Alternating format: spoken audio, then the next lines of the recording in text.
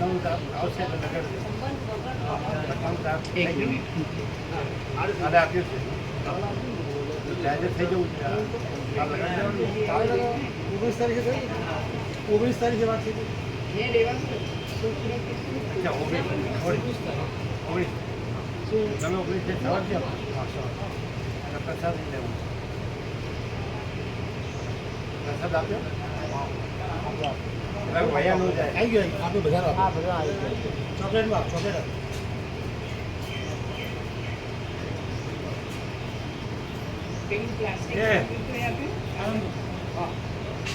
સારા આવી ગયો ને સાત હા સારા આવી ગયો આખો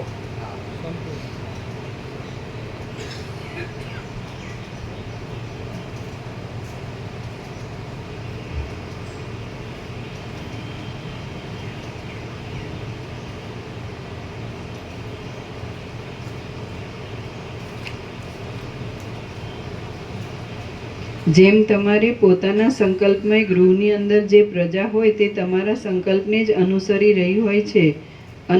થઈ રહી હોય છે, તેમ આ બ્રહ્માના સંકલ્પથી ખડા થઈ ગયેલા જગતની અંદર પણ આ સર્વે પ્રજા બ્રહ્માના સંકલ્પને અનુસરી રહેલી છે. જેમ તમારા પોતાના સંકલ્પપુરની અંદર તમે જેવી જેવી કલ્પના કરો છો તે પ્રમાણે સર્વ થઈ રહેલું તમે દેખો છો, તેમ આ હિરણ્યગર્ભના સંકલ્પ વડે ખડા થઈ રહેલા જગતમાં પણ હિરણ્યગર્ભના સંકલ્પને અનુસરી સર્વની સ્થિતિ થઈ રહી છે. યોગીઓનું યમ નિયમ આદિના સેવન વડે શુદ્ધ થયેલું જીવ ચૈતન્ય વરદાનથી કે શાપ વડે જે વ્યવહારને સાધી આપે છે તે સંબંધમાં હિરણ્યગર્ભનો સંકલ્પ પણ તેવો જ હોય છે. કેમ કે વર શાપ વડે જે કાંઈ થાય છે તે તપસ્વીઓના વર શાપ સિદ્ધ થાવો એવો જ એક હિરણ્યગર્ભનો જ સત્ય સંકલ્પ છે. પ્રજાને માટે વિધિ નિષેધનો બોધ કરનારા શાસ્ત્રોએ સૂચવેલા ધર્મ અધર્મ જે કાંઈ એક આસ્થાની વ્યવસ્થા વડે ફળ આપે છે તે પણ એક બ્રહ્માના હિરણ્યગર્ભના સંકલ્પનું જ ફળ છે. હે પ્રિય રાજા, આ જગતની અંદર જે દેહધારીઓ છે તેમને પૂર્વકાળમાં પ્રલય સમયે આ જગત દેખાતું ન હતું, તેથી અસત્ય હતું અને હમણાં તે સત્ય રૂપે પ્રતીતિમાં આવે છે. આમ થવું પણ ચિદ્રૂપ બ્રહ્માના સંકલ્પના બળથી જ છે. તેની જે કાંઈ ખોટી થોડી સત્યતા જણાય છે તે પણ તેનાથી જ છે. કેમ કે ચિદાકાશના ઉન્મેષ તથા નિમેષ આ જગતના ઉદયરૂપ અને પ્રલયરૂપ છે. રાજા બોલ્યો, જો આ જગત બ્રહ્માના સંકલ્પને લીધે જ સત્ય હોય તો પછી તે પ્રથમ સુષુપ્તિમાં તથા પ્રલય આદિમાં કેમ દેખાતું નથી અને જાગ્રત કાળમાં તથા સૃષ્ટિકાળમાં કેમ દેખાય છે? વળી સદા વિકારને પ્રાપ્ત થતું આ જગત શાથી જાણે સુસ્થિર આરંભવાળું હોય તેમ દેખાય છે? વશિષ્ઠ બોલ્યા, ચિદાકાશના સંકલ્પનગરમાં રહેલા આ માયિક દ્રશ્યનો એવો સ્વભાવ જ છે કે તે ક્ષણવારમાં સ્વપ્નમાં તથા જાગ્રતમાં ખડું થઈ જાય છે તથા પ્રલયમાં સુષુપ્તિમાં અને મોક્ષમાં તિરોહિત થઈ જાય છે. આ સદ્રૂપ અને અસદ્રૂપ સૃષ્ટિઓ ચિદાકાશની અંદર બાળકના સંકલ્પનગરની પેઠે તેમજ આકાશમાં ભ્રાંતિ વડે દેખાતા મચ્છરા મોવાળા આદિના આકારની પેઠે ભ્રાંતિના બળથી ભાસે છે. તમે પોતાના સંકલ્પનગરને ઉત્પન્ન કરી તેનો પાછો ક્ષણવારમાં પોતાની મેળે જ અથવા તો બીજા આકારના સંકલ્પને લીધે વિનાશ કરી નાખો છો અને તે તમારો પોતાનો જ સ્વભાવ છે. તે જ પ્રમાણે ચિદાકાશના સંકલ્પનગરની અંદર જે કાંઈ સૃષ્ટિ પ્રલયની પ્રતીતિ થાય છે તે તેના સ્વભાવનો જ એક વિવર છે અને વસ્તુતઃ જોતા તે શુદ્ધ જ છે એમ તમે સમજો. આ ત્રણેય લોક ચિદૈક રસ હોય અનાદિ અને અનંત એવા બ્રહ્માકાશ રૂપ જ છે. આથી એ પરમેશ્વર જે સંકલ્પ કરે છે તથા જે કર્મ કરે છે તે સર્વ આવરણથી રહિત એવા ઈશ્વરના સત્ય સંકલ્પને લીધે જીવકૃત કર્મ પરલોક આદિમાં સેંકડો યોજનોનું અને અનેક યુગોનું અંતર હોવા છતાં જાણે નજીક જ હોય તેમ સ્વપ્નની પેઠે વર્તમાન કાળના જેવું જ કાર્ય કરી આપે છે. આત્મા એક હોઈને આવરણથી રહિત છે અને તે દેશમાં તથા લોકાંતરમાં પણ શા માટે કર્મભોગને ન ભોગવે? જેમ પ્રકાશી રહેલા મણીની અંદર તેની કાંતિનો ચળકાટ અને ઝાંખાશ અનુભવમાં આવે છે, તેમ ચિદાકાશ રૂપી મણીની અંદર તેનો જ એક વિવર જગતના સૃષ્ટિ પ્રલય રૂપે અને નાના પ્રકારના કર્મફળના યોગની વિચિત્રતા રૂપે પ્રતીતિમાં આવે છે. વિધિ નિષેધનું પ્રયોજન લોકોની મર્યાદા રક્ષવા માટે છે. સંસ્કાર રૂપે તે ચિત્તમાં દ્રઢ થઈ જવાથી પરલોકમાં ગયા પછી પણ જીવને સફળ આપનાર નીવડે છે. બાકી વસ્તુતઃ જોઈએ તો આત્માને જન્મ કે મરણ એ કાંઈ છે જ નહીં. તે પોતે સદા બ્રહ્મરૂપ છે અને ભ્રાંતિને લીધે સ્વસ્વરૂપનો આભાસ જ તેને ભિન્ન રૂપે પ્રતીતિમાં આવે છે. તે પોતે સદા આત્મામાં જ રહેલ છે. બ્રહ્માનું સંકલ્પનગર એક જાતની તેની કલ્પના જ છે. તે કલ્પના જ્યારે દ્રષ્ટા દ્રશ્ય આદિરૂપે પોતે જાણે જગતના આકારે થઈ રહી હોય એમ ભાસે છે ત્યારે જગત ઉત્પન્ન થયું એમ કહેવાય છે. જ્યારે એ હિરણ્યગર્ભ સ્વભાવને લીધે પોતાના વિવર્તને સમેટી લઈ ચિદાકાશ રૂપ પોતાના એક ચિદાકાશ સ્વરૂપમાં સ્થિતિ કરે છે ત્યારે એ સમષ્ટિ જીવ વિરાટ શાંત થઈ રહેલ એમ કહેવામાં આવે છે. જેમ વાયુની ચપળતા અને સ્થિરતા તેના પોતાના સ્વરૂપથી ભિન્ન નથી, તેમ દ્રશ્યના આકારે વિવર્ત થવો તથા પાછું તેનું તિરોહિત થઈ જવું એ બંને નિર્મળ અને અક્ષય એવા એ તત્વની અંદર સ્વાભાવિક રીતે જ રહેલ છે. જેમ તમારા સંકલ્પનગરની અંદર અમુક અમુક ઔષધિ પદાર્થ આદિના પ્રસંગો જુદા જુદા રૂપે જરા મરણને હણનારા થાઓ એવી કલ્પના થતાં જ તેવા જ પ્રકારનો ભાવ પ્રતીતિમાં આવે છે, તેમ બ્રહ્માના સંકલ્પનગરની જગતની અંદર પણ બ્રહ્માના સંકલ્પનગરની જગતની અંદર પણ ત્રણેય લોકમાં સર્વ ઔષધિ પદાર્થ આદિના તેવા પ્રભાવ વિશેષ વડે યુક્ત સ્વભાવો ઉદય પામી રહ્યા છે. હે મહારાજ, પોતાના સંકલ્પની અંદર પરમેશ્વર ક્ષણે ક્ષણે કે પ્રતિ વસ્તુએ સંકલ્પ જ નથી કર્યા કરતા.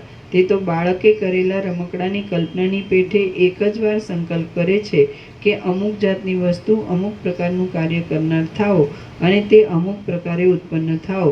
પછી તેને લીધે બીજાંકુર આદિના ક્રમથી ઘાસમાંથી ઘાસ જ ઉત્પન્ન થવું ઇત્યાદિ ક્રમ બંધાઈ જાય છે. ક્ષણવારમાં એ હિરણ્યગર્ભ પોતે જે સંકલ્પ કરે છે તેમાં તે પદાર્થો, તેના અવયવો, શક્તિ, કાર્ય આદિ ભેદો અને કાર્યોની પરંપરાઓ એક જ વખતના સંકલ્પથી સિદ્ધ થઈ જાય છે. એવો એ ચિદૈકરસ તત્વનો સ્વભાવ છે. એ સંકલ્પ વડે કલ્પાયેલા પદાર્થો સ્વભાવથી નાના પ્રકારના આકારથી રહ્યા છે, છતાં ચિદરૂપે જોતા તે એક જ છે. તેઓ પોતાના સ્વરૂપથી જ ભિન્ન ભિન્ન આકારને તથા સ્વભાવને ધારણ કરી રહ્યા છે, છતાં એક જ સારરૂપ અધિષ્ઠાનની અંદર તેમની સ્થિતિ છે. તે પદાર્થોની અંદર પ્રત્યેકમાં તેના આત્મામાં બ્રહ્મરૂપતા કિંવા ચિન્માત્રતા રહેલા જ છે.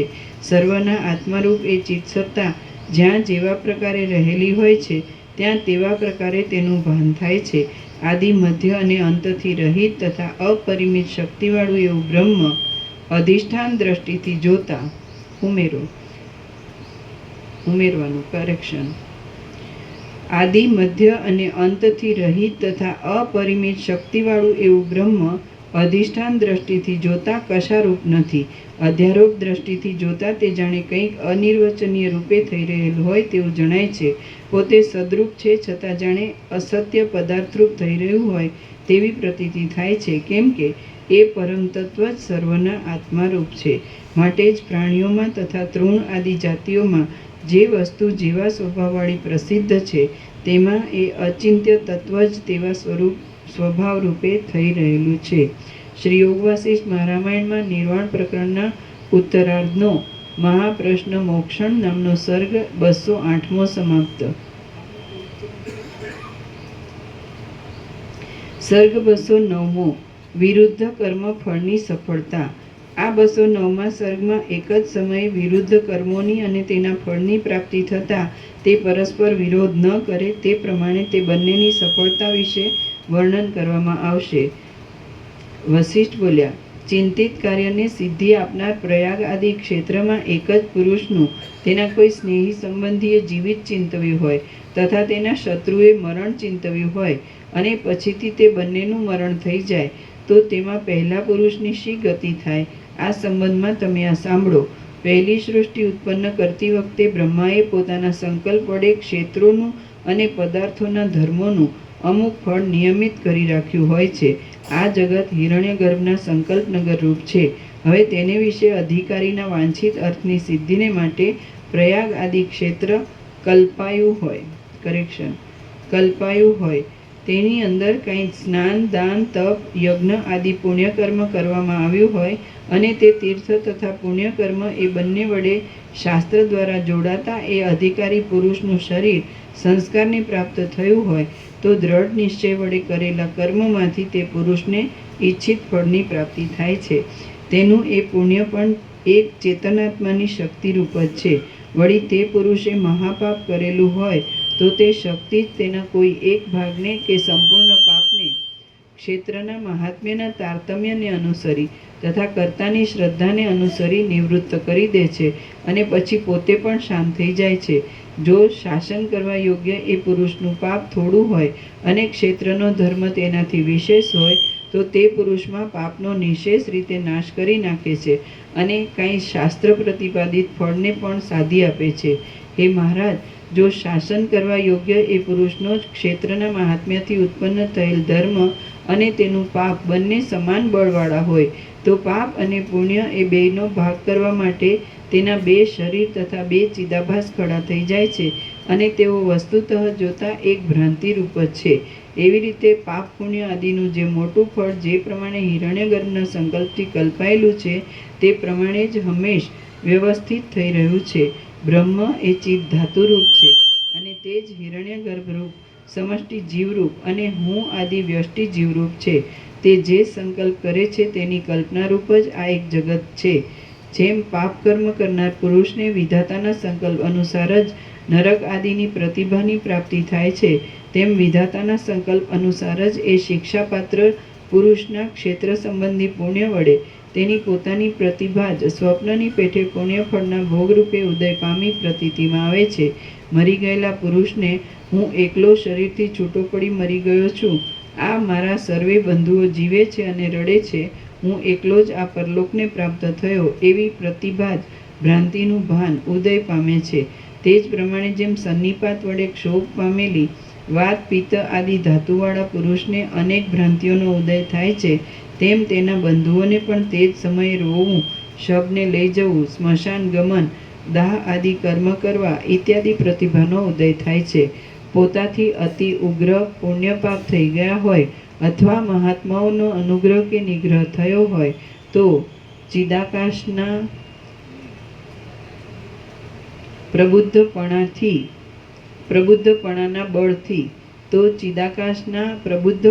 બળથી લાખો કર્મો પણ છે જ નહીં, અન્યથા થઈ જાય છે જ નહીં. કલ્પના છે ને ત્યાં પ્રબુદ્ધપણાથી પોતાથી અતિ ઉગ્ર પુણ્યપાપ થઈ ગયા હોય અથવા મહાત્માઓનો અનુગ્રહ કે નિગ્રહ થયો હોય તો ચિદાકાશના પ્રબુદ્ધપણાના બળથી લાખો કર્મો પણ અન્યથા થઈ જાય છે જ નહીં. મૃત મનુષ્યના સંબંધીઓ પણ તે મરેલા માણસને ચેતન વિનાનો અને શબરૂપ દેખે છે તથા બાંધવો સાથે રડે છે અને તેને અગ્નિમાં બાળી નાખે છે.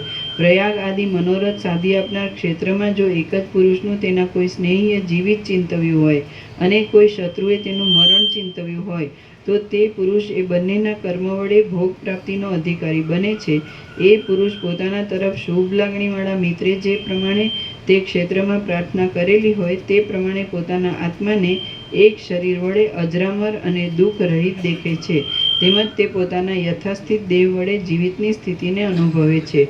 વળી તે ક્ષેત્ર પુણ્યના મહાત્મ્યને જાણનારા શત્રુએ તેના મરણને માટે પ્રેરણા કરી છે તેથી તે પોતાના સ્નેહી સંબંધીઓને નહીં દેખાતા એવા અદ્રશ્ય દેહ વડે મરણને પણ અનુભવે છે.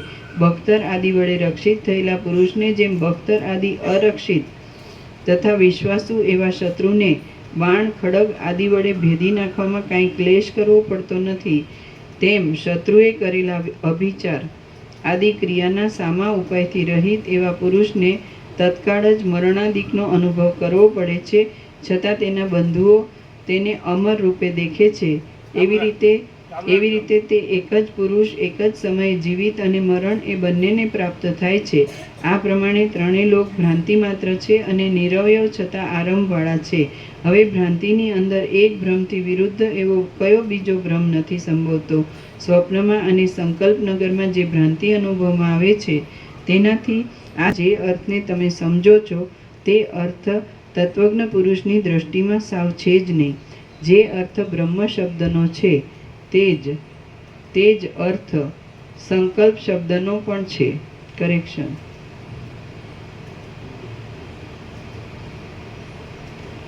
જે અર્થ બ્રહ્મ શબ્દનો છે તે જ અર્થ સંકલ્પ શબ્દનો પણ છે, દેહ શબ્દનો પણ છે.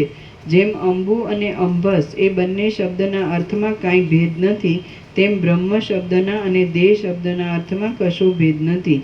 સ્વપ્નની પેઠે પ્રતીતિમાં આવતો આ દેહ બ્રહ્મરૂપ છે. હું જે સ્વપ્નનું દ્રષ્ટાંત આપું છું તે તમને જ્ઞાન થવા માટે એક પ્રકારની યુક્તિ છે. બાકી સ્વપ્નનું પણ સર્વ અંશે સાદ્રશ્ય ન સમજવું, પરંતુ સ્વપ્ન એ એક તમારો અનુભૂત વિષય છે, એટલે તેના દ્રષ્ટાંતથી તમને બરાબર જ્ઞાન થાય તે માટે તેમ કહેલું છે. બાકી ચિદાત્મા વડે પ્રકાશતી એવી આ સૃષ્ટિનું સ્વપ્નરૂપી બાધિત અર્થ સાથે સાદ્રશ્ય નથી. વસ્તુતઃ જોતા દેહ જ ક્યાં છે અને સ્વપ્નની ભ્રાંતિ પણ ક્યાં છે, પરંતુ પ્રબુદ્ધ પુરુષનું સ્વપ્નના જેવો જ અનુભવમાં આવતો એવો આ બ્રહ્મ સ્વપ્નના દ્રષ્ટાંતથી અવિવેકીને પણ સમજવામાં આવે તેટલા માટે તેમ કહેવામાં આવે છે. તત્વદ્રષ્ટિમાં તો જાગ્રત પણ નથી, સ્વપ્ન પણ નથી, સુષુપ્તિ પણ નથી, તેમ બીજું પણ કાંઈ નથી. પરંતુ આ જે કાંઈ અનિર્વચનીય ભાન થાય છે તે નિર્વિકલ્પ ચિદાકાશ રૂપ છે. તેને તુર્ય પદ વડે ઓળખવામાં આવે છે તથા તેની પ્રાપ્તિમાં સર્વ પુરુષાર્થોની સીમા આવે છે. આ જે હમણાં આપણને ભાસે છે તે છે જ નહીં, તેમજ પ્રથમ જે ભાસતું હતું તે પણ નથી. જેવી રીતે કોઈ પણ પ્રકારે જાગ્રત તથા સ્વપ્ન આદિની સ્થિતિ જ ન હોય તેવા પ્રકારે અતિ સ્વચ્છ એક પરબ્રહ્મ જ છે. જે કાંઈ આ દ્વૈત અદ્વૈત ભાસે છે તે સર્વ ચક્ષુ આદિ ઇન્દ્રિય દ્વારા એક પ્રદેશમાંથી બીજા પ્રદેશમાં ગતિ કરતા આત્માના વચમાં રહેલા નિર્વિષય સ્વરૂપથી ભિન્ન નથી, પણ તદ્રૂપ જ છે. વિવેકી તત્વજ્ઞ પુરુષની દ્રષ્ટિમાં તો જે કાંઈ આ સ્વપ્ન તુલ્ય દ્વૈત અદ્વૈત તથા શુભ અશુભ પ્રતીતિમાં આવે છે તે ચિન્મય છે અને તેને નિરાવરણ ચિદાકાશની જ ઉપમા આપી શકાય છે. વિવેકી તત્વજ્ઞ પુરુષની દ્રષ્ટિમાં તો જે કંઈ આ સ્વપ્ન તુલ્ય દ્વૈત અદ્વૈત તથા શુભ અશુભ પ્રતીતિમાં આવે છે તે ચિન્મય છે અને તેને નિરાવરણ ચિદાકાશની જ ઉપમા આપી શકાય છે. શૂન્ય પદાર્થોનો અનુભવ, ભાન અભાન, દ્વૈત, એકતા, સત અને અસત એ સર્વથી પર એવા ચિદાકાશ રૂપ છે. આ જગત પૂર્ણ એવા ચિદાકાશમાંથી પૂર્ણ રૂપે જ પ્રસરે છે અને તે પૂર્ણ રૂપે જ રહેલું છે. વસ્તુતઃ જોઈએ તો જગત થયું જ નથી અને વ્યાવહારિક દ્રષ્ટિથી જોતા તેનું સાવ ભાન નથી થતું તેમ પણ નથી. તે સ્ફટિક શિલાના ઘાટા મધ્યભાગ જેવું બ્રહ્મૈક રસ છે. જગત ચિદાકાશનો એક વિલાસ છે, તેથી તે નિરવયવ ચિદાકાશ રૂપ જ છે. જ્યાં જ્યાં ચિન્માત્ર તત્વ છે ત્યાં ત્યાં જગતની સ્થિતિ થવી સંભવે છે. ચિદાકાશ સર્વત્ર છે અને આ સર્વ દ્રશ્ય જગતરૂપ છે. જોકે તે જગત શબ્દ વડે ઓળખાય છે તો પણ સર્વ શાંત પરબ્રહ્મરૂપ જ છે. ચિદાકાશના સંકલ્પનગરના આકારે ખડું થઈ રહેલું આ જગત વ્યવહાર દ્રષ્ટિમાં યથાસ્થિત રહેલું જોવામાં આવે છે, પરંતુ તે નિર્વિકાર પરબ્રહ્મરૂપ છે. અહીં બીજી યુક્તિનો અસંભવ છે, તેથી જ આ યુક્તિ ઉત્તમ છે. પુરુષાર્થને ઈચ્છનારા શ્રોતાઓ પાસે યુક્તિ અને અનુભવથી રહિત એવી વાત શોભા આપતી નથી. સત હો કિંવા અસત હો, પરંતુ લોકમાં અને વેદ આદિ શાસ્ત્રોમાં જે સિદ્ધ છે તે વાત જ સિદ્ધરૂપ છે. પોતાના મનમાં આ વાત સમજી લેવાની છે. બાકી જે કાંઈ સિદ્ધ છે તેનો ત્યાગ કોઈ દિવસ થઈ શકતો નથી. પ્રથમ બ્રહ્મરૂપે નહીં સમજાયેલું જગત તેનું વાસ્તવિક સ્વરૂપ ઓળખવામાં આવતા બ્રહ્મભાવને પ્રાપ્ત થઈ જાય છે, બ્રહ્મરૂપ જણાય છે અને તે યથાસ્થિતપણે રહ્યા છતાં ચરમ સાક્ષાત્કાર રૂપ વૃત્તિની સાથે જ લય પામી જાય છે. મેં અહીં કહેલા ન્યાય પ્રમાણે જીવન મુક્ત સહિત લોક વેદાદિ શાસ્ત્ર સર્વ સિદ્ધ થાય છે, માટે એ ન્યાયનો અહીં સ્વીકાર કરવો ઉચિત છે. આત્મરૂપ છતાં તેવા રૂપે નહીં સમજાયેલું આ સંસારરૂપી અસ્વસ્થ વૃક્ષ જો તેનું વાસ્તવિક સ્વરૂપ સમજવામાં આવે તો ચિદાકાશ જ છે, તે જ હું છું, તે જ ત્રણેય લોકરૂપ છે અને તે જ બંધરૂપ છે તથા મોક્ષરૂપ છે એવો નિશ્ચય છે. આ દ્રશ્ય યથાસ્થિતપણે રહ્યું છે છતાં તત્વજ્ઞાન થતાં તે લયને પ્રાપ્ત થઈ જાય છે. દ્રશ્યરૂપ નહીં રહેલા તત્વજ્ઞ પુરુષનું સ્વરૂપ વાણી આદિ વડે અવર્ણ્ય હોવાથી શિલાના જેવું નિર્વિકલ્પ જ અવશેષ રહે છે. લોકમાં જીવનમુક્ત પુરુષની અંદર તથા શાસ્ત્રમાં અને વેદમાં જે સિદ્ધ છે તે સર્વદા સિદ્ધ જ છે અને તેને લીધે વિવેકીઓને પોતાના અનુભવ વડે પણ તે જ અનુભવમાં આવે છે.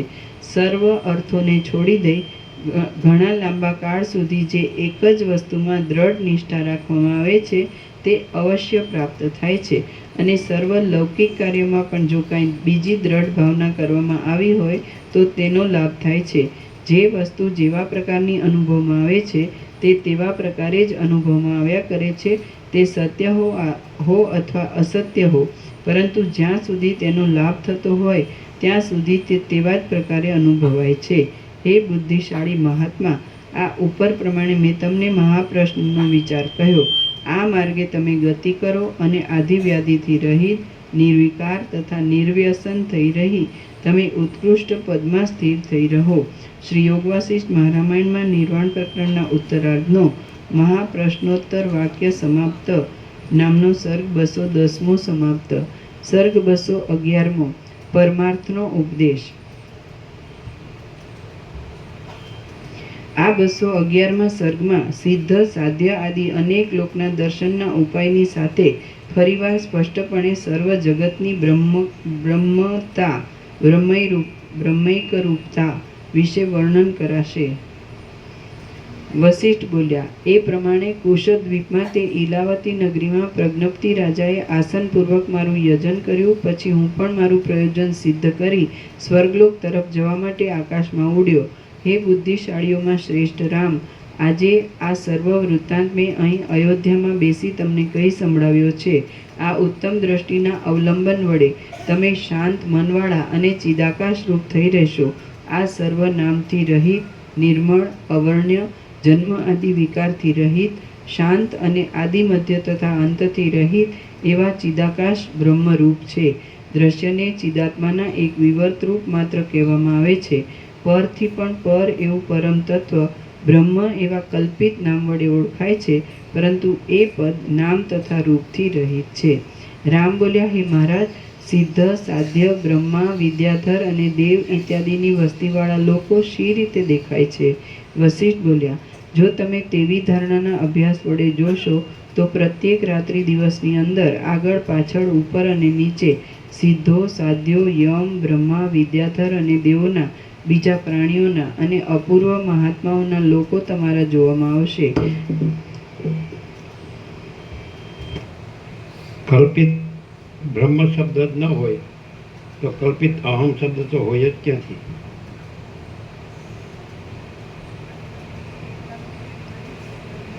કલ્પિત બ્રહ્મ શબ્દ જ ન હોય તો કલ્પિત અહમ શબ્દ તો હોય જ ક્યાંથી?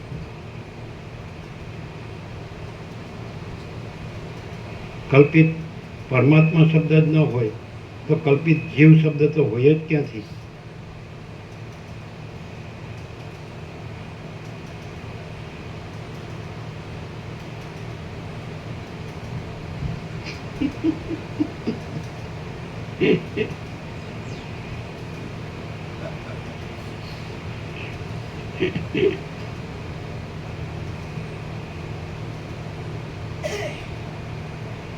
હવે ભલે રીતે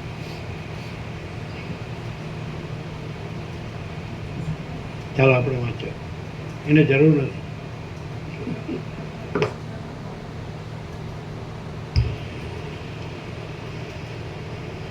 વસિષ્ઠ બોલ્યા, ક્લિયર છે ને? કલ્પિત બ્રહ્મ શબ્દ જ ન હોય તો કલ્પિત અહમ શબ્દ તો હોય જ ક્યાંથી? કલ્પિત પરમાત્મા શબ્દ જ ન હોય તો કલ્પિત જીવ શબ્દ હોય જ ક્યાંથી?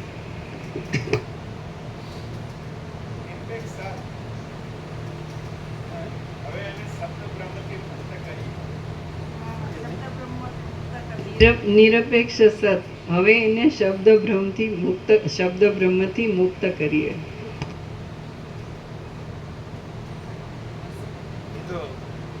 નિરપેક્ષ સત વિશે કહે છે, પોતા વિશે નથી કહેતા.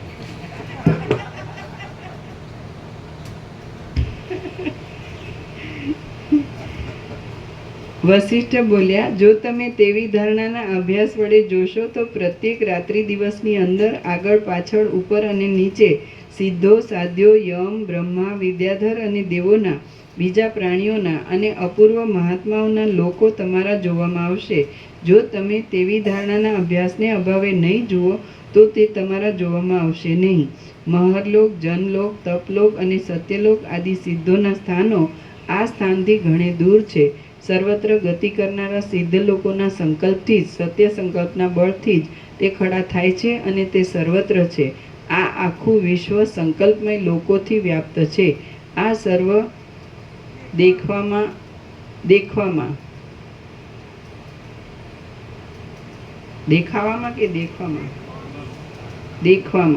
ધારણાનો અભ્યાસ જ મુખ્ય છે અને તમે તે કર્યો નથી. આ સર્વ દેખવામાં ધારણાનો અભ્યાસ જ મુખ્ય છે અને તમે તે કર્યો નથી. જેવા એ સર્વ કલ્પનામય લોકો છે તેવો જ કાલ્પનિક આ આપણો લોક છે. જેમ કાલ્પનિક વાયુ સર્વત્ર ભમે છે તેમ એ કાલ્પનિક સિદ્ધલોક પણ ભ્રમણશીલ છે, પરંતુ આપણો આ લોક તેવો નથી. રાત્રિ દિવસ જેવા તમારા સંકલ્પના અને સ્વપ્નના લોકો ખડા થતા રહે છે તેવા જ તેમના સિદ્ધ લોકો છે. સિદ્ધો તેઓને તથા બીજા પણ તેવા જ લોકોને પોતાના સત્ય સંકલ્પ બળથી સ્થિર કરી રાખે છે. એવી જ રીતે તમે પોતે પણ યોગ ધારણાના અભ્યાસથી ધ્યાનને અતિ સ્થિર કરશો અને પોતાના સંકલ્પથી ખડા થઈ જતા લોકોને સ્થિર કરવા ધારશો તો તે જ સમયે તત્કાળ તે નિર્વિઘ્નપણે સ્થિર થશે. વળી તેઓ તમારી ઈચ્છા અનુસાર જ વિસ્તારને તથા સંપત્તિને ધારણ કરશે. એ જ રીતે બીજો પણ કોઈ યોગ્ય અધિકારી અતિ દ્રઢ સંકલ્પ વડે જ યુક્ત હોય તો સિદ્ધની પેઠે જ પોતાના લોકને સ્થિર દેખે છે. માત્ર એ બંનેમાં તફાવત એટલો જ રહે છે કે સિદ્ધ પુરુષોએ પોતાના સિદ્ધ લોકને ખડા કરી દેનારી પ્રાક્તન ધર્મ સંપત્તિ વડે પોતાના સિદ્ધ લોકોને સ્થિર કરી દીધા હોય છે, તેથી તેમને તે અનાયાસે સિદ્ધ છે. પણ જે બીજા લોકો અનિત્ય એવા હમણાંના ધારણાના અભ્યાસથી ધ્યાનની વિશ્રાંતિનો યત્ન કરે છે, તેમના એ ધ્યાનબળથી ખડા થતા લોકો ઘણા શ્રમથી અને દુઃખથી સ્થિર કરી શકાય છે. આ બધું જગત સર્વદા નિરવયવ શાંત ચિદાકાશ રૂપ છે. તે દ્રઢ સંકલ્પ વડે જેવો નિશ્ચય કરવામાં આવે છે તેવા જ પ્રકારનું ભાસે છે. બીજા પ્રકારે કદી પણ ભાસતું નથી. સંકલ્પના અભાવે તેનો કોઈ પણ પ્રકારનો જો નિશ્ચય કરવામાં ન આવ્યો હોય તો તેનું ભાન પણ થતું નથી. વળી તેમાં આ કશું છે કે નથી એવો તર્ક પણ ઉઠવો સંભવતો નથી. આ સર્વ નિર્વિકલ્પ દશામાં શૂન્ય, નિરવયવ અને પ્રતિબંધથી રહિત પરમ ચિદાકાશ રૂપ જ છે. જો દ્રશ્યને સંકલ્પ વડે માની લેવામાં આવે છે તો ચિદાકાશના તેવા સ્વભાવને લીધે તે જાણે પ્રકાશરૂપ હોય તેવું દેખાય છે. પરંતુ જો તેના સંબંધમાં તેવો દ્રઢ સંકલ્પ ન કરવામાં આવ્યો હોય તો તેમાં સ્વભાવથી ચિત્તસત્તાની સ્ફૂર્તિની વ્યાપ્તિ પ્રકટ રૂપે દેખાતી નથી. કાર્યકારણ ભાવને લીધે કારણરૂપ બ્રહ્મની સત્તાથી કાર્યરૂપ જગતની પણ એક પ્રકારની સત્તા છે એમ માનવામાં આવતું હોય તો તે પણ અસંગત છે. કેમ કે અનંત શુદ્ધ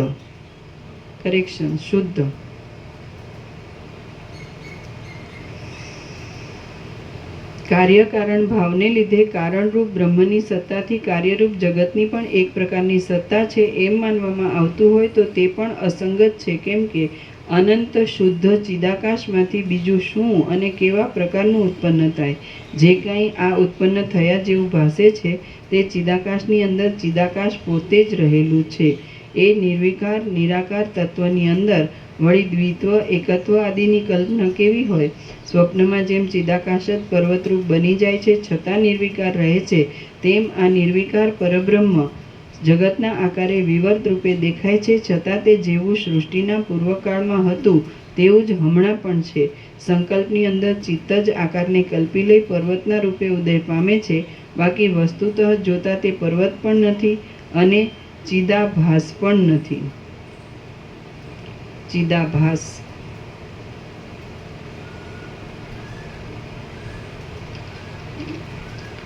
સંકલ્પની અંદર ચિત્ત જ આકારને કલ્પી લઈ પર્વતના રૂપે ઉદય પામે છે, બાકી વસ્તુતઃ જોતા તે પર્વત પણ નથી અને ચિદાભાસ પણ નથી. તે જ પ્રમાણે બ્રહ્મ અને જગતની સ્થિતિના સંબંધમાં સમજી લેવું. મહાબુદ્ધિમાન વિવેકી જીવનમુક્ત પુરુષો ભાષણ આદિ કરતા છતાં પણ પોતાની દ્રષ્ટિએ કાષ્ઠની પેઠે મૌનનો આશ્રય કરી કાષ્ઠના બનાવેલા મનુષ્યોના પૂતળાની પેઠે અહીં વ્યવહાર કરતા રહે છે. જેમ જળની અંદર તરંગોના અને આવર્તોના વ્યાપારો અભિન્ન સત્તાથી થતા રહે છે, તેમ બ્રહ્મની અંદર પણ આ સૃષ્ટિઓ અનન્ય સત્તાથી પરિવર્તન પામ્યા કરે છે. જેમ પવનની અંદર નિરાકાર એવી ચપળતા અનન્ય સત્તાથી રહી છે અને આકાશની અંદર જેમ નિરાકાર એવી શૂન્યતા અનન્ય સત્તાથી રહી છે, તેમ બ્રહ્મની અંદર આ સૃષ્ટિઓ નિરવયવ રૂપે અનન્ય સત્તાથી રહી છે. જેમ સંકલ્પનગર નગરરૂપ છતાં શૂન્ય છે અને સાકાર છતાં નિરાકાર છે, તેમ બ્રહ્મની અંદર કલ્પાયેલું જગત પણ દેખાતા છતાં શૂન્ય અને સાકાર છતાં નિરાકાર છે. જોકે આ ત્રણેય લોક ઘણા લાંબા કાળથી અનુભવમાં આવે છે અને લૌકિક વૈદિક કાર્યને સાધી આપનાર છે, તો પણ તે સંકલ્પનગરની પેઠે નિરાકાર અને શૂન્ય છે. જેમ ચિત્તનો સંકલ્પ જ તે સમયે સંકલ્પ નગરરૂપ કહેવાય છે, તેમ આ સ્વચ્છ એવું બ્રહ્મ જ આ દ્રશ્ય સંસારરૂપ છે અને તે જ જગત શબ્દ વડે ઓળખવામાં આવે છે. જેમ સ્વપ્નમાં પુરુષને પોતાને અનુભવમાં આવતું પોતાનું મરણ વસ્તુતઃ કાંઈ જ હોતું નથી, તેમ આ જગતરૂપ વસ્તુ જોકે ઘણા લાંબા સમયથી અનુભવમાં આવે છે, તો પણ વસ્તુતઃ કાંઈ જ નથી. જેમ પુરુષને સ્વપ્નની અંદર પોતે મરી ગયા પછી પોતાનો દાહ જોવામાં આવે છે અને તે સાવ મિથ્યા છતાં તે સમયે સત્ય જેવું ભાસે છે, તેમ પરબ્રહ્મની અંદર આ જગત પણ અસત્ય છતાં ભ્રમને લીધે સત્ય જેવું ભાસે છે. જગતરૂપે દેખાવું અને જગતરૂપે ન દેખાવું એ બંને પરબ્રહ્મના નિર્મળ સ્વરૂપથી ભિન્ન નથી. બાકી પરમાર્થ દ્રષ્ટિથી જોતા ઈતર વસ્તુ અને તેના નામરૂપ સત્ય નથી. હે રામચંદ્રજી, આ પ્રમાણે સિદ્ધલોક તથા તેનું ભોગ આદિ ફળ મારા વર્ણવવા પ્રમાણે કલ્પના માત્ર હો અથવા અન્યથા બીજા મુનિઓના કહેવા પ્રમાણે બીજા પ્રકારે હો અથવા ભલે સાવ ન જ હો, પરંતુ તેમાં સાવ જીવનમુક્ત એવા તમારા જેવાઓએ ઉમેરવાનું છે. તમારા જેવાઓએ. હે રામચંદ્રજી, આ પ્રમાણે સિદ્ધલોક તથા તેનું ભોગ આદિ ફળ મારા વર્ણવા પ્રમાણે કલ્પના માત્ર હો અથવા અન્યથા બીજા મુનિઓના કહેવા પ્રમાણે બીજા પ્રકારે હો અથવા ભલે સાવ ન જ હો, પરંતુ તેમાં સાવ જીવનમુક્ત એવા તમારા જેવાઓએ તેનો શો આદર કરવાનો હોય? તમે સિદ્ધિ આદિ ફળમાં પુરુષાર્થપણાની બુદ્ધિને છોડી દો, કેમ કે બ્રહ્મ તત્વને તમે સારી રીતે જાણેલું છે. હવે આ માયા માત્ર એવા સિદ્ધ લોકોના જ વૈભવ સંબંધી જ્ઞાનના શ્રમ વડે તમારે શું પ્રયોજન છે? શ્રી યોગ વાસિષ્ઠ મહારામાયણમાં નિર્વાણ પ્રકરણના ઉત્તરાર્ધનો પરમાર્થોપદેશ નામનો સર્ગ 211મો સમાપ્ત. સર્ગ 212મો. બ્રહ્મમાં અહમભાવની કલ્પના. આ 212મા સર્ગમાં બ્રહ્મમાં અહમભાવની કલ્પના જ પરમેષ્ઠિરૂપ છે અને આ ત્રણેય લોક તેના જ સંકલ્પરૂપ હોવાથી બ્રહ્મરૂપ છે તે વિશે વર્ણન કરાશે. વસિષ્ઠ બોલ્યા, ચિદાકાશ પોતે જ પ્રથમ પોતાના ચિત્સત્તાના બળથી જાણે પોતામાં અહંકારનો અધ્યાસ કલ્પી લેતું હોય તેવું બને છે. તે જ હિરણ્યગર્ભ છે અને તેની અંદર આ સર્વ જગત રહેલું છે. એ પ્રમાણે વિચાર કરતા વસ્તુતઃ બ્રહ્મા પણ નથી, જગત ઉત્પન્ન પણ થયું નથી અને વિદ્યમાન પણ નથી, પરંતુ જન્મ આદિ વિકારથી રહિત પરબ્રહ્મ જ પૂર્વની પેઠે યથાસ્થિતપણે રહેલ છે. જોકે અનુભવમાં તો જગતનું રૂપ ભાસે છે, પરંતુ તે અવાસ્તવ છે. ઝાંઝવાના જળની પેઠે મિથ્યા છે અને દેખાતા છતાં અસત્ય છે. માટે ઠેઠ પ્રથમથી જ આ સર્વ શૂન્ય નવી ભ્રાંતિનો ઉદય થયો છે. વસ્તુતઃ તો ભ્રાંતિ ક્યાંથી હોય ને કેવી હોય? સર્વ નિર્વિકાર બ્રહ્મરૂપ જ છે. જગત એ એક બ્રહ્મરૂપી જળના આવર્તરૂપ છે. તેમાં વળી દ્વિત્વ એકત્વ કેવું હોય? ચક્રીનો અને જળનો ભેદ કેવો હોય? તથા ભેદનો અભાવ હોતા અભેદ પણ ક્યાં રહ્યો? આમ સર્વત્ર શાંત બ્રહ્મ જ એક રસરૂપે ભરપૂર છે. પોતાના પ્રકાશક સ્વભાવને લીધે તે સમષ્ટિ અહંકારના રૂપને પ્રાપ્ત થાય છે. જેમ વિસ્તારવાળું આકાશ પોતાની અંદર રહેલા શૂન્યપણાને ફેલાવી દે છે, તેમ તે આ દ્રશ્યને પ્રસારી દે છે. જેમ પવન ચપળતાને ધારણ કરે છે, જેમ અગ્નિ ઉષ્ણતાને ધારણ કરે છે અને પૂર્ણચંદ્ર પોતાની શીતળતાને ધારણ કરે છે, તેમ બ્રહ્મ જ પોતાના સ્વરૂપથી કેમ જાણે પદાર્થરૂપ થઈ રહેલ હોય તેવું ભાસે છે. રામ બોલ્યા, હે મહારાજ, નિરાવરણ અનાદિ અને અનંત એ બ્રહ્મ સદાકાળ રહેનારું છે. તે અહંકાર આદિ રૂપે ઉદય પામેલું જ છે, તો તે હમણાં સૃષ્ટિકાળમાં જ અહંકાર આદિ રૂપે કેમ ઉદય પામતું દેખાય છે? આ માટે આપ શું કહો છો? વશિષ્ઠ બોલ્યા, હા, બરાબર, તે તેમ જ છે. સદૈવ તે બ્રહ્મ સમષ્ટિ અહંકાર આદિ રૂપે પણ થઈ રહે છે. અનાદિ અને જન્મ આદિ વિકારથી રહિત એ પરબ્રહ્મને પોતાના સ્વરૂપ ચૈતન્ય વડે બીજા કશાની અપેક્ષા રહેતી નથી. બ્રહ્મ જ સર્વત્ર સર્વદા સૃષ્ટિ તથા પ્રલય એ બંને રૂપ છે, અને તે જ ચિદાકાશ રૂપ છે. અવિદ્યા દ્રષ્ટિથી જોતા તો કોઈ દિવસ આ દ્રશ્યનું વાસ્તવિક સ્વરૂપ સિદ્ધ થતું નથી. વિદ્યા દ્રષ્ટિએ જોઈએ તો આ દ્રશ્ય કોઈ કાળે છે જ નહીં. મિશ્ર દ્રષ્ટિથી જોઈએ તો જેમ પવનમાં ચલન શક્તિ રહેલી છે, ચંદ્રમાં શીતળતા રહેલી છે અને આકાશમાં શૂન્યતા રહેલી છે, તેમ બ્રહ્મ, હું તથા તમે એ સર્વ અનન્ય સ્વરૂપવાળા એક જ છીએ. બ્રહ્મ કોઈ દિવસ વિવર્ત રહિત નથી. સર્વદા બ્રહ્મની આવી દ્રશ્ય આદિ રૂપ સત્તા છે જ. જગતના અનાદિ પ્રવાહને લીધે આથી જુદા બીજા પ્રકારની બીજી સત્તા નથી. તેથી આ જગત અનાદિ અનંત નિર્વિકાર એવા બ્રહ્મરૂપ જ છે.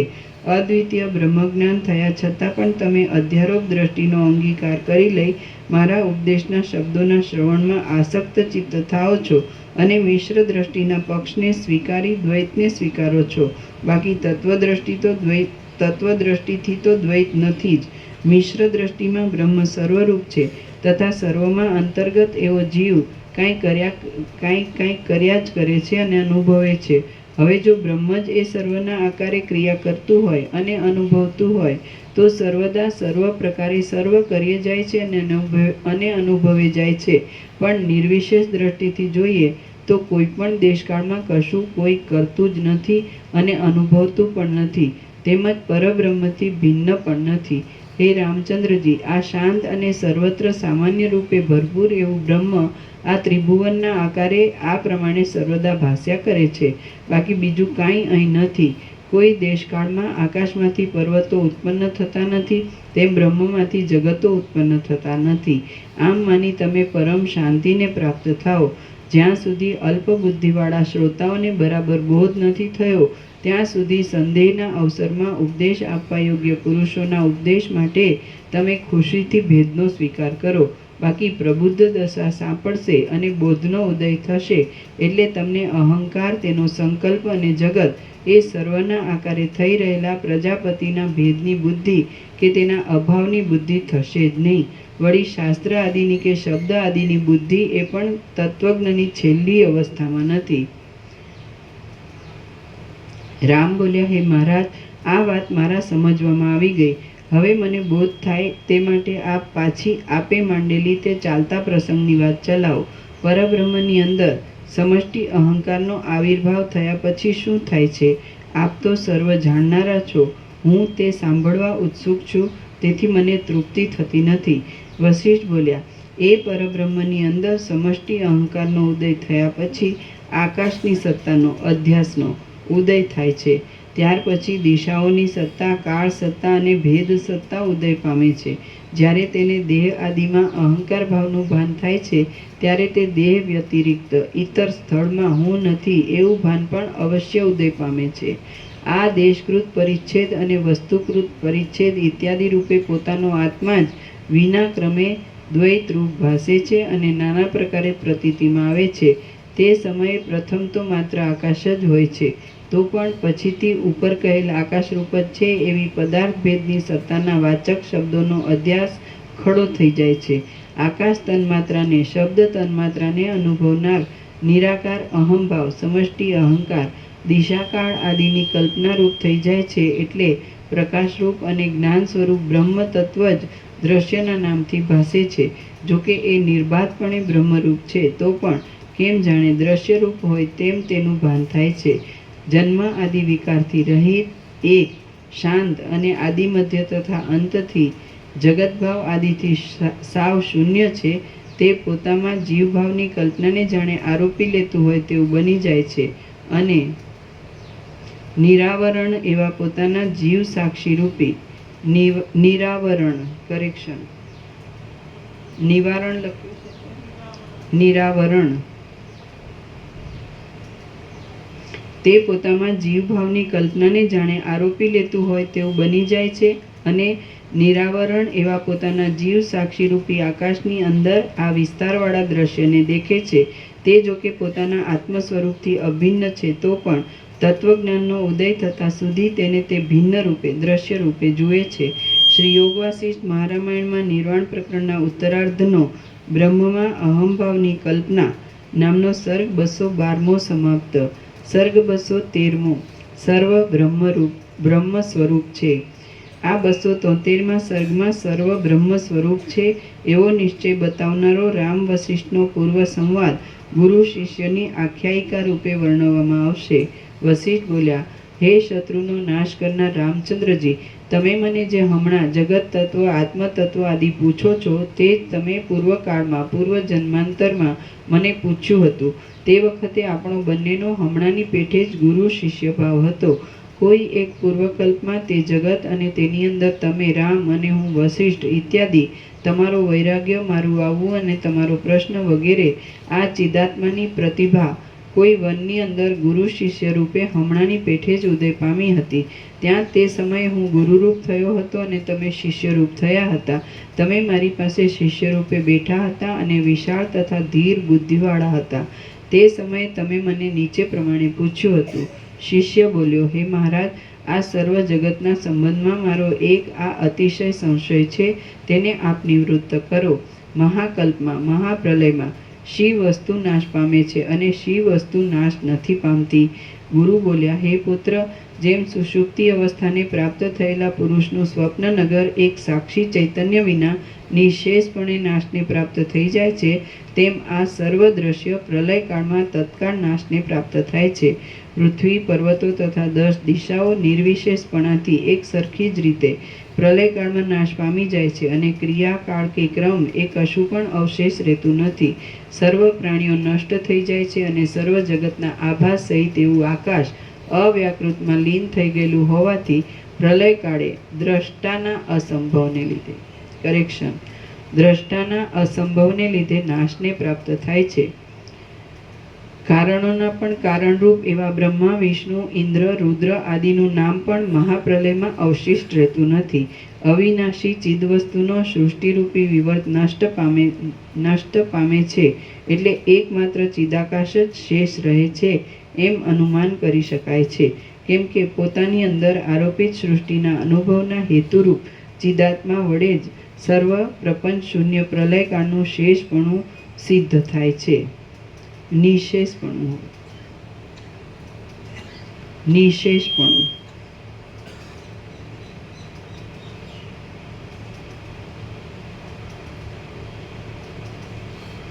કેમ કે પોતાની અંદર આરોપિત સૃષ્ટિના અનુભવના હેતુરૂપ ચિદાત્મા વડે જ સર્વ પ્રપંચ શૂન્ય પ્રલયકાળનું નિશેષપણું સિદ્ધ થાય છે.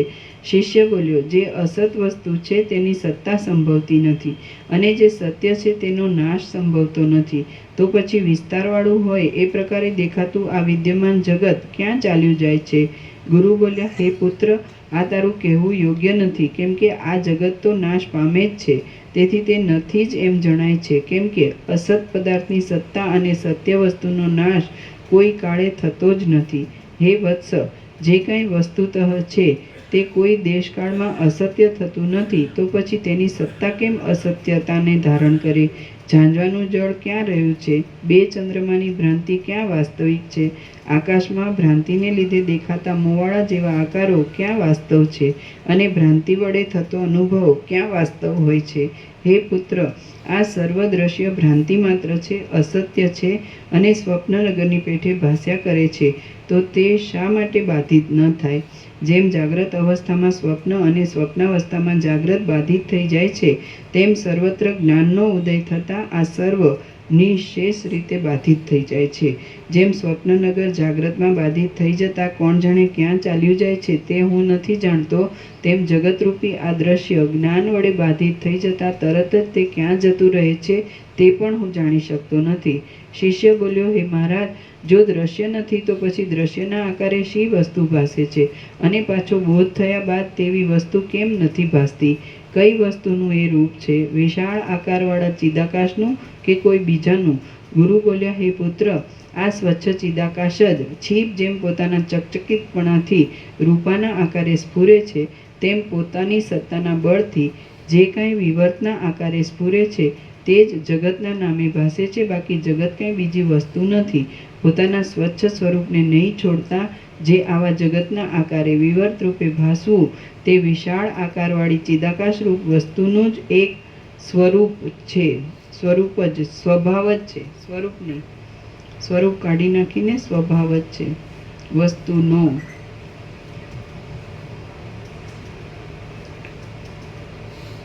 જે કાંઈ વિવર્તના આકારે સ્ફુરે છે તે જ જગતના નામે ભાસે છે, બાકી જગત કાંઈ બીજી વસ્તુ નથી. પોતાના સ્વચ્છ સ્વરૂપને નહીં છોડતા જે આવા જગતના આકારે વિવર્ત રૂપે ભાસવું તે વિશાળ આકારવાળી ચિદાકાશરૂપ વસ્તુનો એક સ્વભાવ જ છે. જેમ એક જ અવયવીનું સ્વરૂપ શ્વેત અને કૃષ્ણ એ બંને વર્ણ વડે યુક્ત હોય છે, તેમ પરમાત્માનું પોતાનું આ ચિદાકાશરૂપ સ્વરૂપ જ સૃષ્ટિ અને પ્રલય એ બંને રૂપ થઈ રહેલું છે. વસ્તુતઃ તેનું સ્વરૂપ પરમાત્માના વિવર્તનું પ્રસરવું અને સમેટાઈ જવું આ જ છે.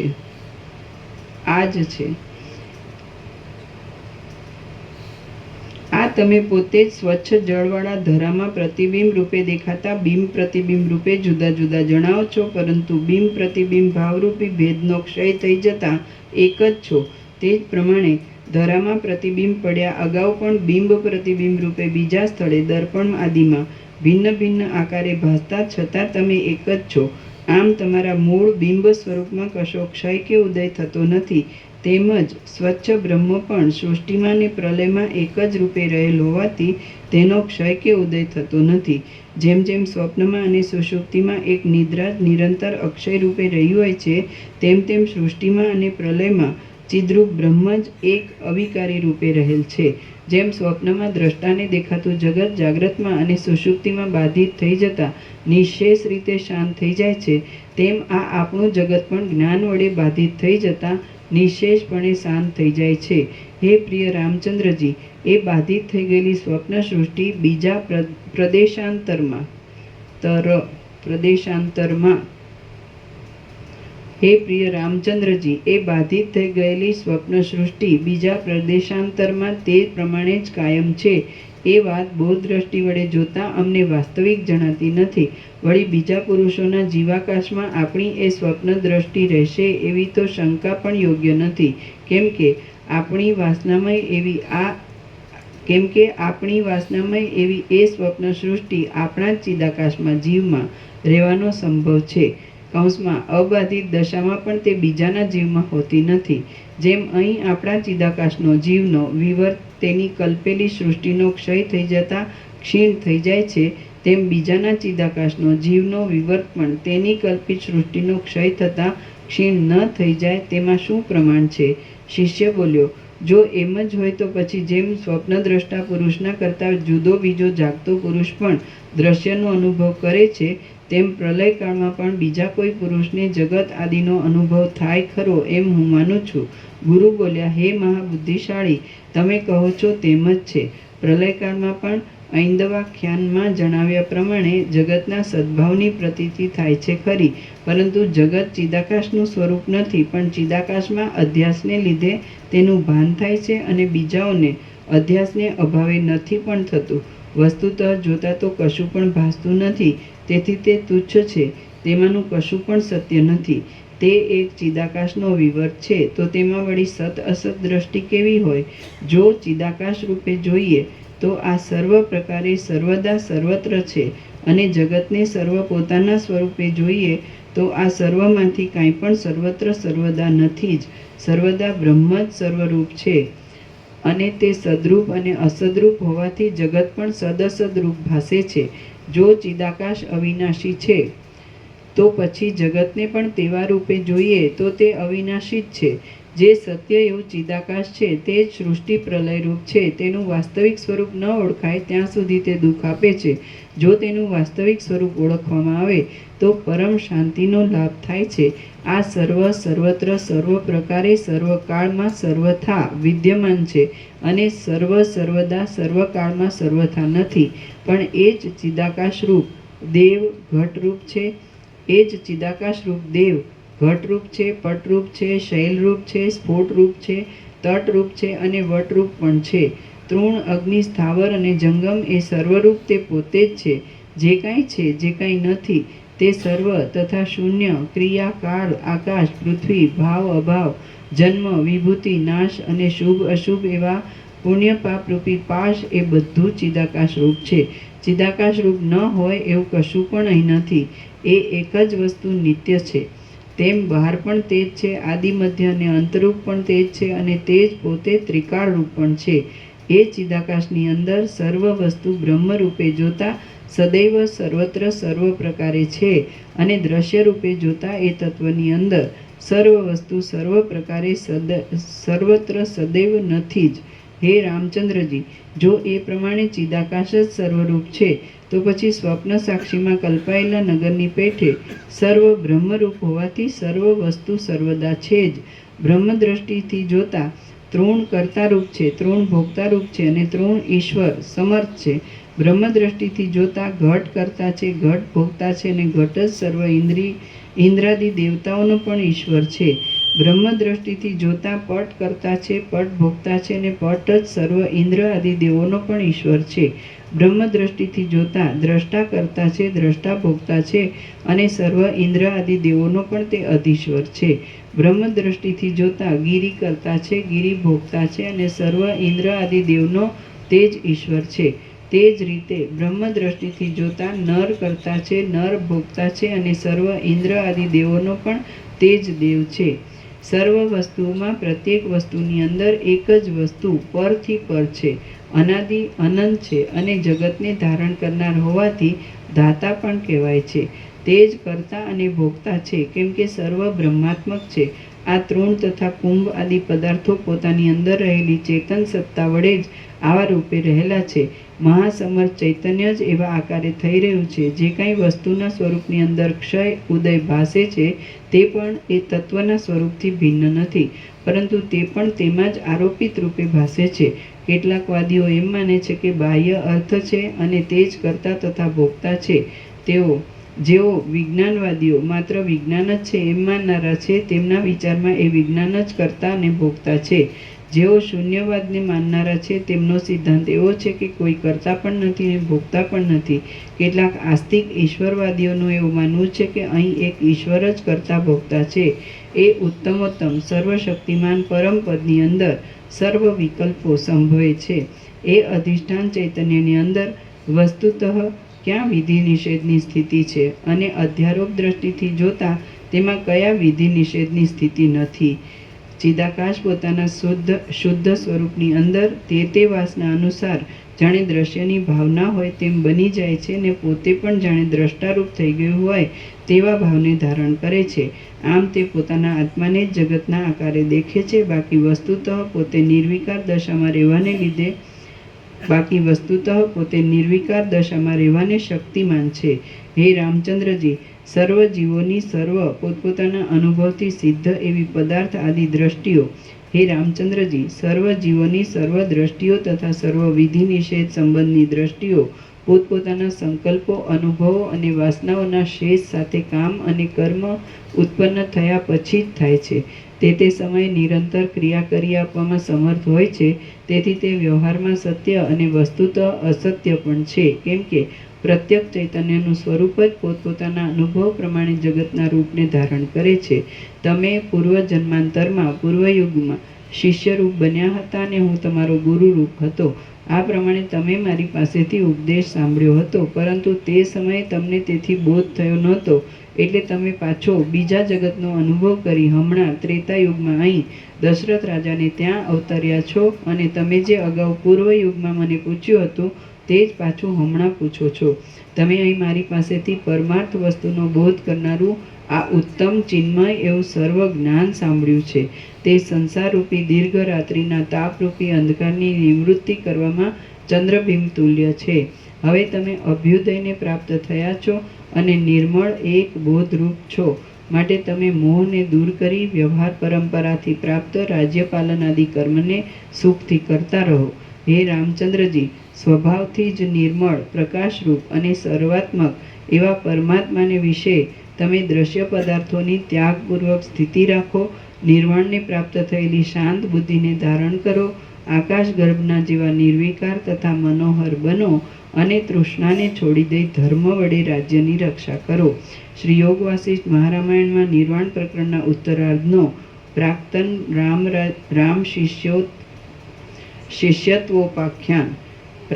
રામ શિષ્યત્વોપાખ્યાન નામનો સર્ગ 213મો સમાપ્ત.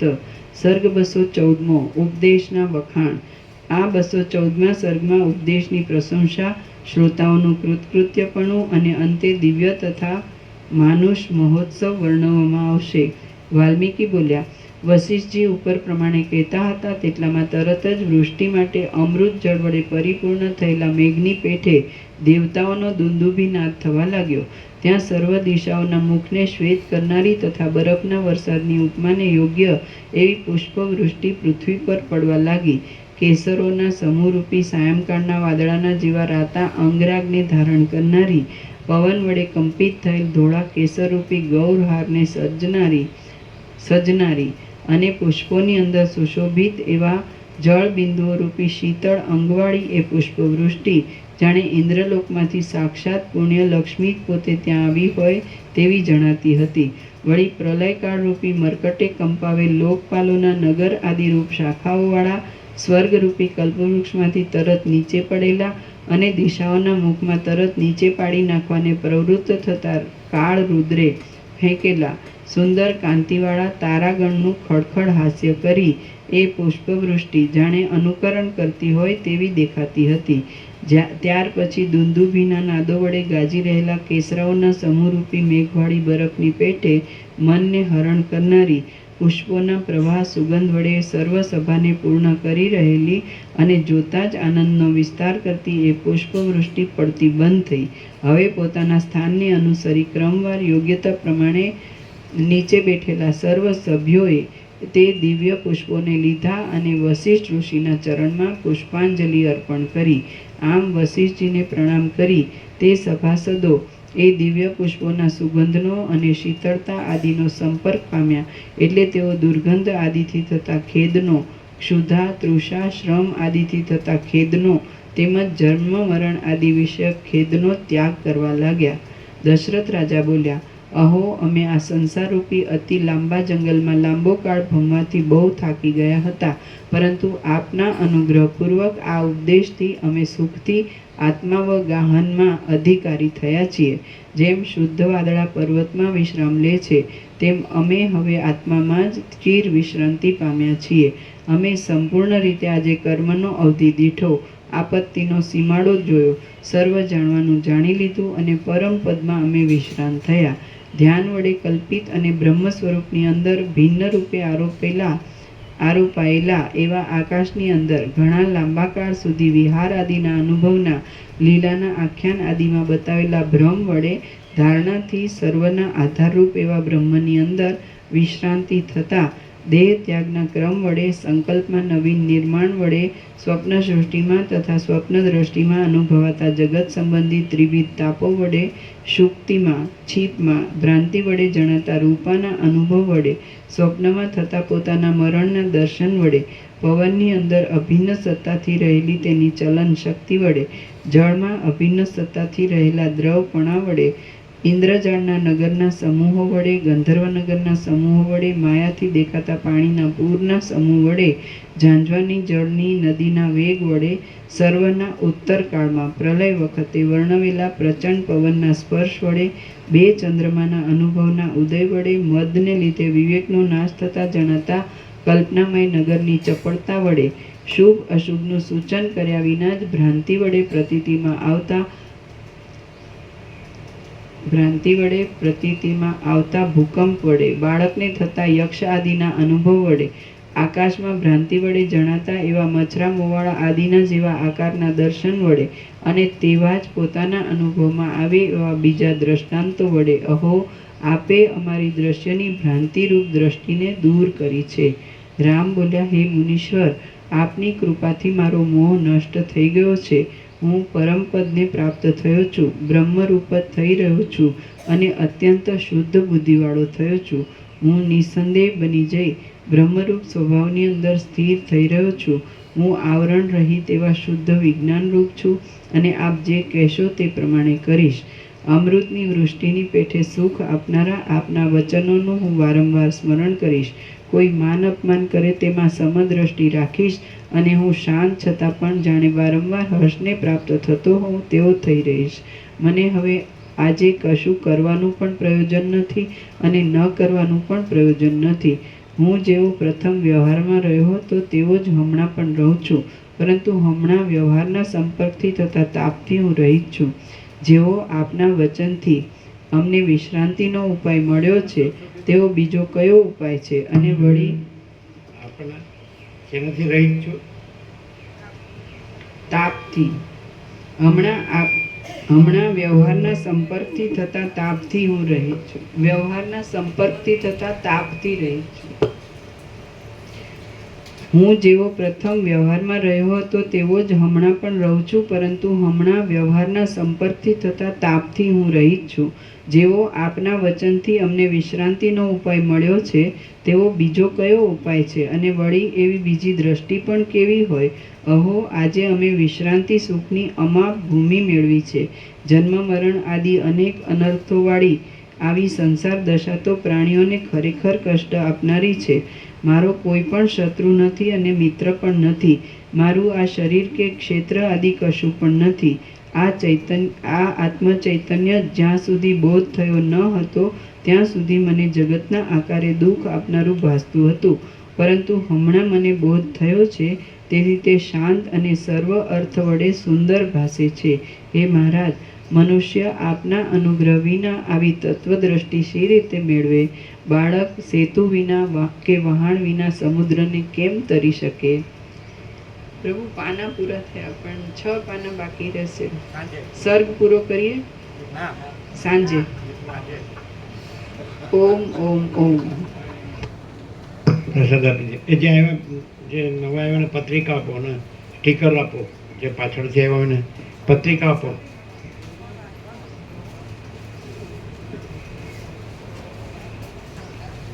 એક પત્રિકા અમને આપજો.